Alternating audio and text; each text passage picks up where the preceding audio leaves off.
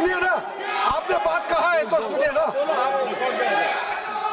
सरकार NEET paper leak का चर्चा के लिए पूरी तरह से तैयार है और हमने पहले दिन से कहा है, जब चर्चा होती है तो किसी नियम के तहत होना पड़ता है और इसका व्यवस्था बनाना पड़ता है।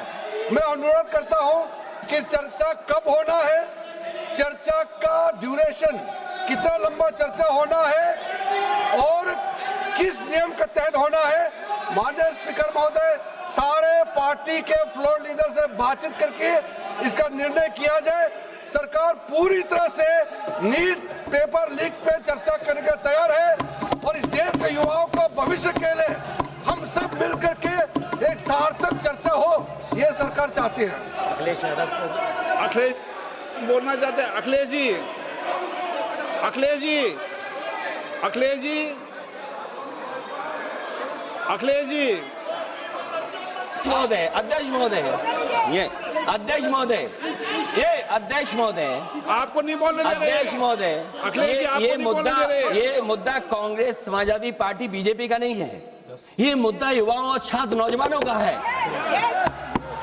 आपने इनको बुलवा दिया, क्या समझौता कर लिया आपने? क्या आपने क्यों नहीं बोलने दिया हमें? अध्यक्ष आपको मैंने बोलने के लिए कहा, एक मिनट प्लीज। नहीं, आपने समझौता क्यों कर लिया फिर?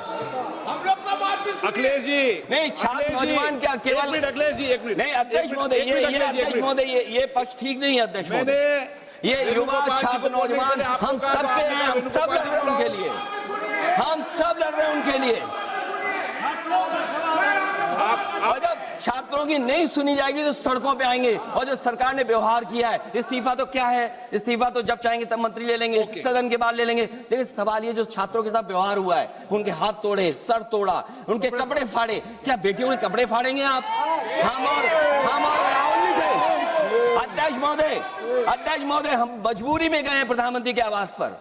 अगर आप सुन लेते हैं यहाँ पर तो हम नहीं जाते। क्या प्रधानमंत्री स्टेटमेंट नहीं दे सकते हैं? युवाओं के लिए आप बाहर बोल सकते हैं, सदन में क्यों नहीं बोल सकते हैं आप? माननीय सदस्य,